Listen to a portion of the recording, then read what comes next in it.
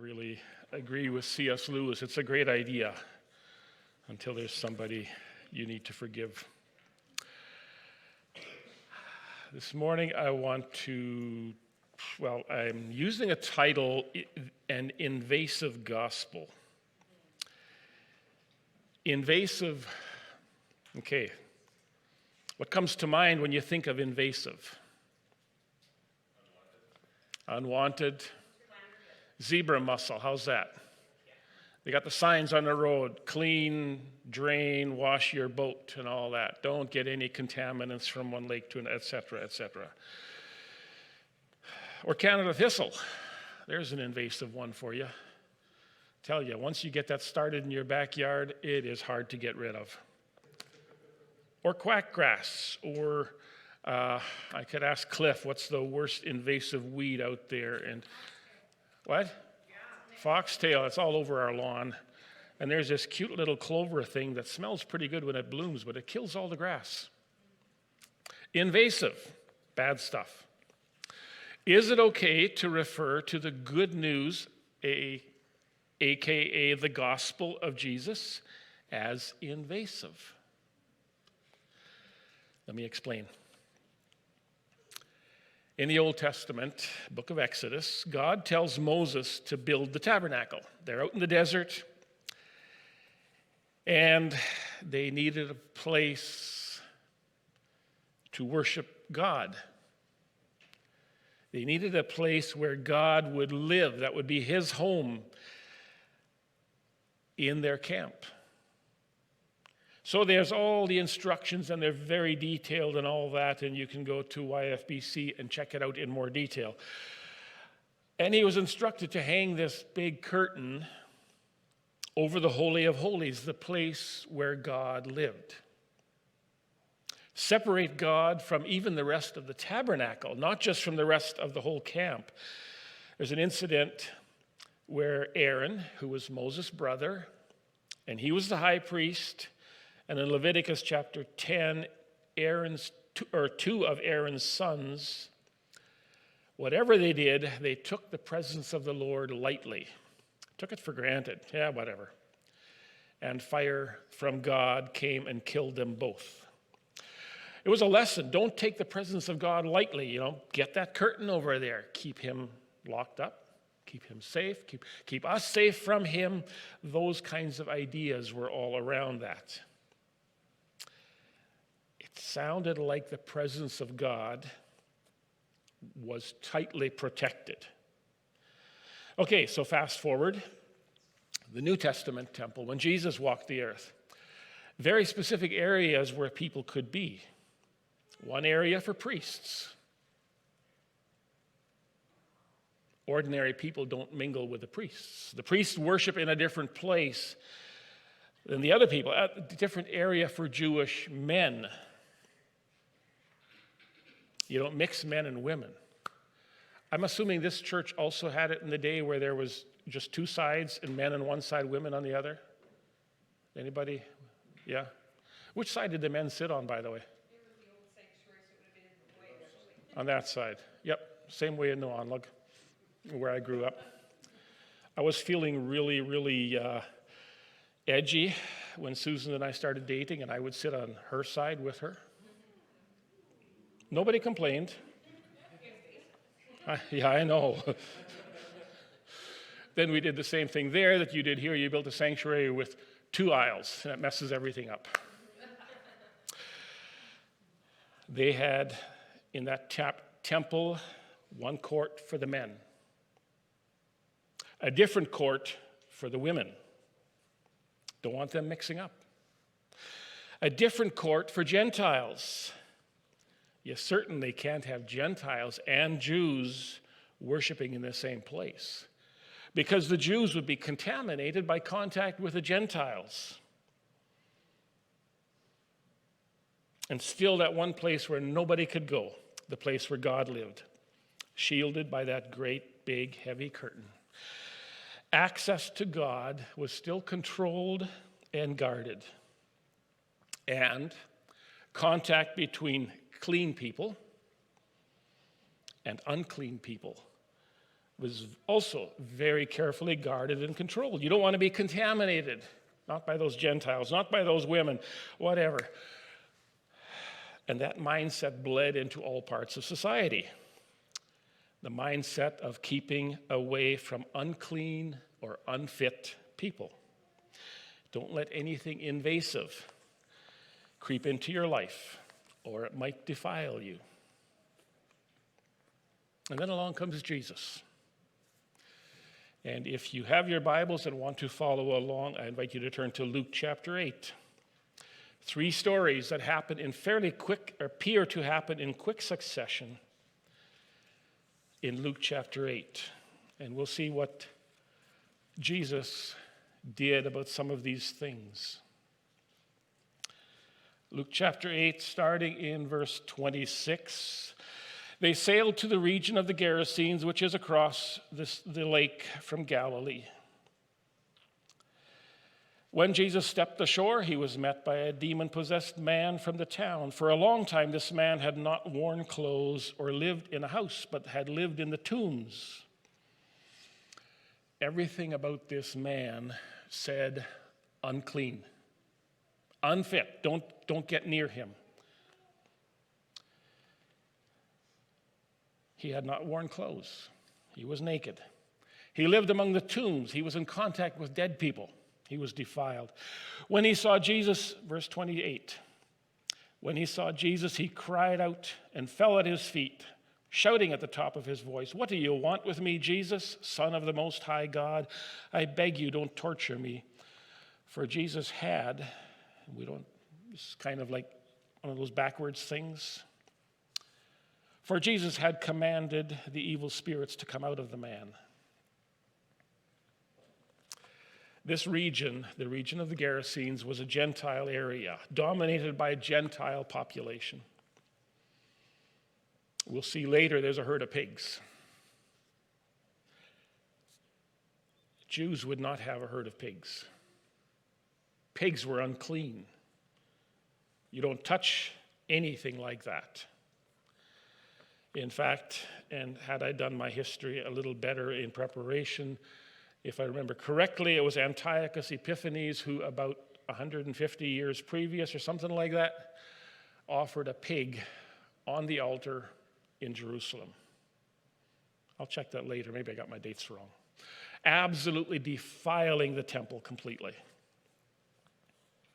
So this is an area with Gentiles, and they meet a demon-possessed man.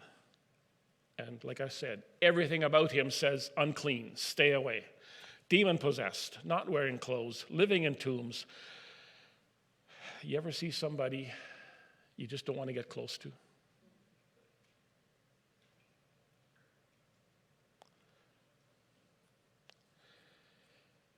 We need to protect ourselves from people like him. You get too close to people like that, you get contaminated.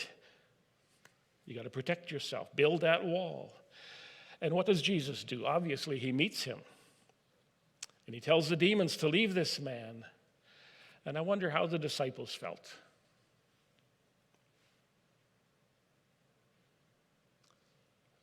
Quite a few years ago, Susan and I were with some friends. We went to Russia for a tour. We spent 3 days in Holland on the way. And we're walking around the streets of Amsterdam, and we go to the house that Anne Frank hid in for a long time, and different things. And we're walking back to our hotel this evening, and the streets are crowded. We don't know why they're that crowded. And we come from one street or alley or something onto another street, and there's this parade, and we're right in the middle of it. And there's men.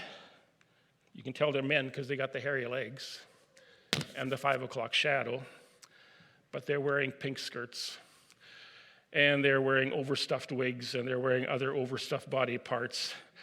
And the one guy grabs my forearm like this, and I just felt like I had to go take a bath.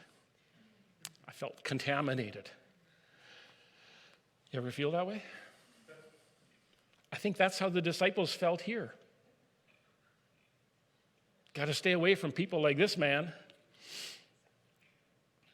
Jesus apparently was not at all uncomfortable.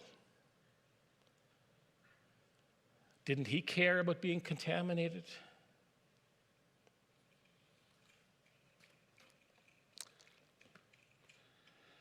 So in verse 30, Jesus asked him, "What is your name?" "Legion," he replied, because many demons had gone into him, and they begged him repeatedly not to order them to go into the abyss. A large herd of pigs was feeding there on the hillside. The demons begged Jesus to let them go into them, and he gave them permission. When the demons came out of the man, they went into the pigs, and the herd rushed down the steep bank into the lake and was drowned.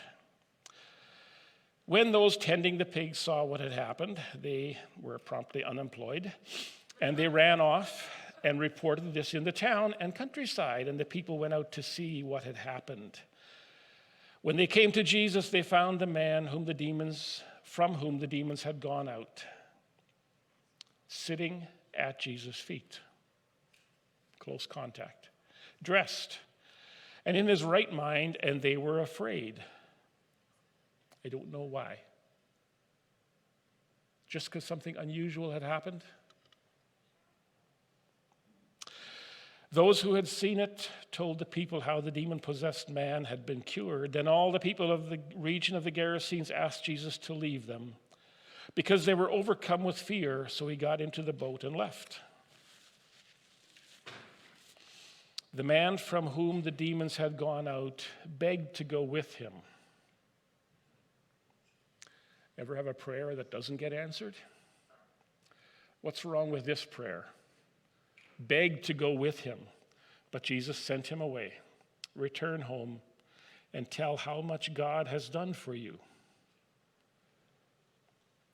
The man went away and told all over town how much Jesus had done for him. Luke is comparing God and Jesus quite deliberately here. So that's the end of that. This event where Jesus meets this man that we would say is contaminated. Don't get too close to him. He's going to defile us. Jesus didn't feel that way. Verse 40, same chapter. Now when Jesus returned, a crowd welcomed him, for they were all expecting him. Then a man named Jairus, a ruler of the synagogue, came and fell at Jesus' feet, pleading with him to come to his house, because his only daughter, a girl of about 12, was dying. Now, we kind of assume that most synagogue rulers were opposed to Jesus. Probably not all were. Or maybe at least not when he's your last resort. My daughter's dying. What can feel more desperate than that to a dad or a mom when your 12-year-old daughter is dying?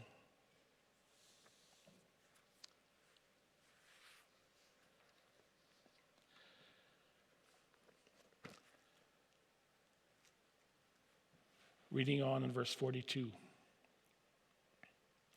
As Jesus was on his way, the crowds almost crushed him.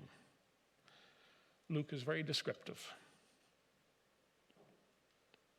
So they're on the way to Jairus' house, with crowds around him almost crushing him. And then they get interrupted. By the way, I like the way Luke records it. Jairus comes to Jesus, "Come to my house. My daughter's dying, please." The next word we get is, as Jesus was on his way. Appears to be no hesitation. None at all. As Jesus was on his way, the crowds almost crushed him. Verse 43, and a woman was there who had been subject to bleeding for 12 years, but no one could heal her. Luke has just said the crowds almost crushed him.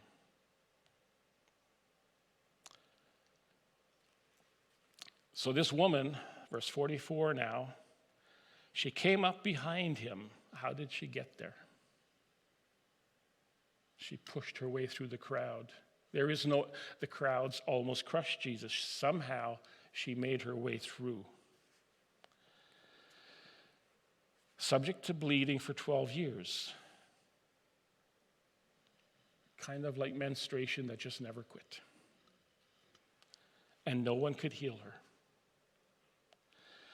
She came up behind him, verse 44, and touched the edge of his cloak, and immediately her bleeding stopped. And then so did Jesus. Who touched me, Jesus asked. When they all denied it, what do you mean? They were all touching him. Peter said, Master, the people are crowding and pressing against you. What do you mean? Who touched you? Jesus said, someone touched me. I know that power has gone out from me. Then the woman, seeing that she could not go unnoticed, came trembling and fell at his feet. Why was she trembling? I always assumed it was because she tried to sneak a healing and she got caught. Like getting caught with your fingers in the cookie jar. You're just trying to sneak a little treat and somebody catches you. So she was trembling because Jesus had caught her at it. Can't steal a healing from me. Maybe Jesus wouldn't want to heal her. Maybe that's why she was trembling. Maybe there's a penalty for stealing a blessing. What about a different reason that she was trembling? Leviticus 15 describes very clearly when a woman is in her time of menstruation, anything she touches is unclean. Leviticus 15, verse 19, anyone who touches her will be unclean for 1 day or till the evening. The lady knew this. I'm sure she'd been reminded over the last 12 long years how anything she touched was contaminated and no one wanted to be in contact with her. It's like being a leper. She should have said, unclean, unclean, before she got to the crowd. She shouldn't be in this crowd. She should be somewhere out of the way where she wouldn't bother anybody. And yet here she is in this crowd that Luke described as crushing. Somehow she got up the nerve to push her way through a crowd and touch Jesus. Maybe he won't notice. But he did. So maybe she was trembling not because she was afraid she'd been caught with her fingers in the cookie jar, but because she was afraid of how angry Jesus would be that she had contaminated him. Now he's unclean too.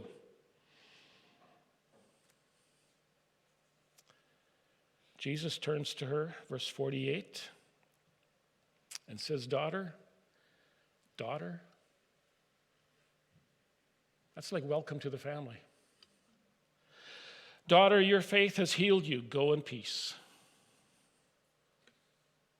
He's not worried about being contaminated. He just broke the rules, didn't he?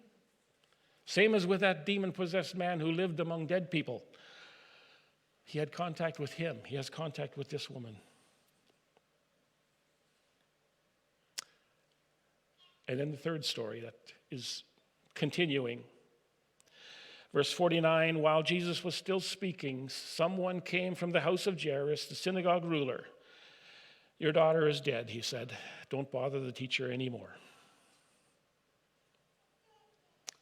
Kind of like King David in the Old Testament when his infant son was sick. As long as there is life, there is hope, but once he is dead, that's it. It's over. Don't bother the teacher any longer. And Jesus, as usual, had another way of looking at it. Hearing this, verse 50, Jesus said to Jairus, don't be afraid, just believe, and she will be healed.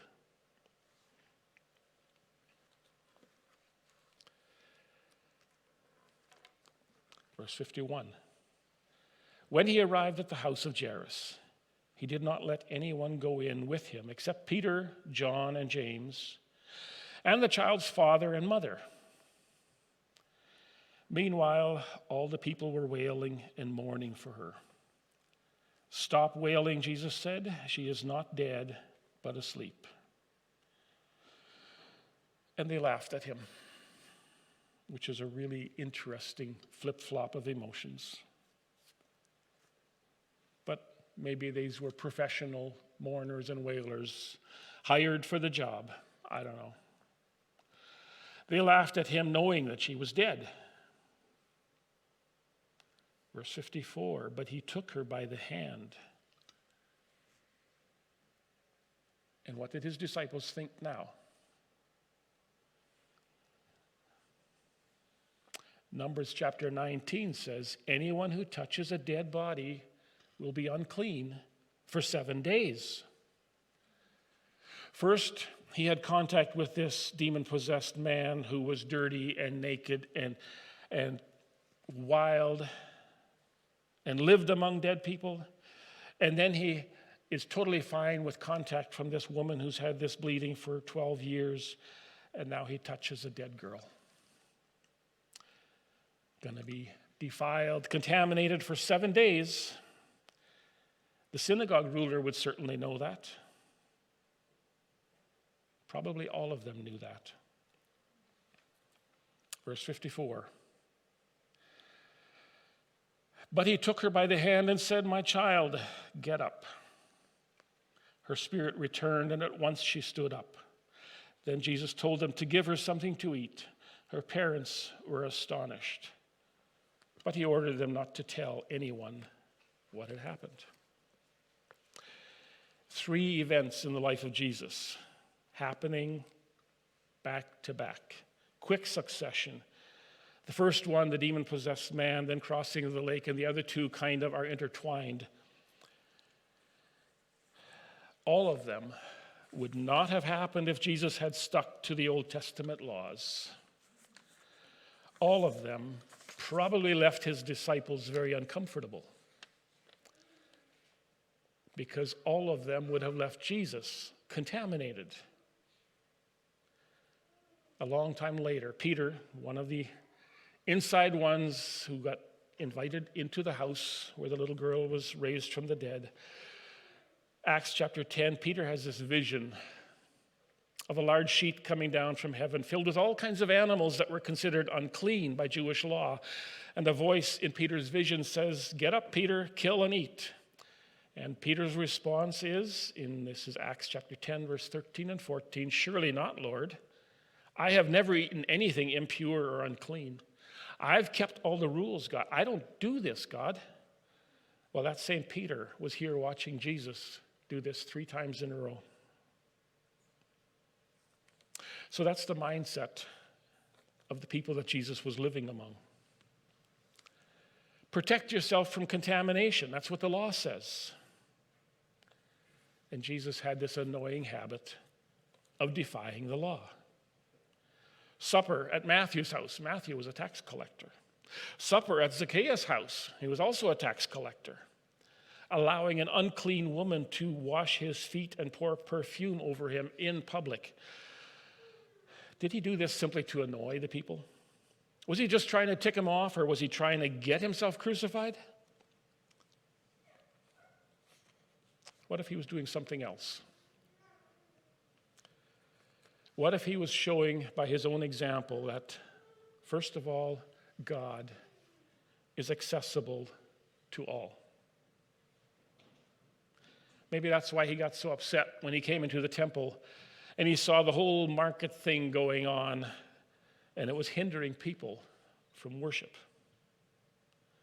God is accessible to all.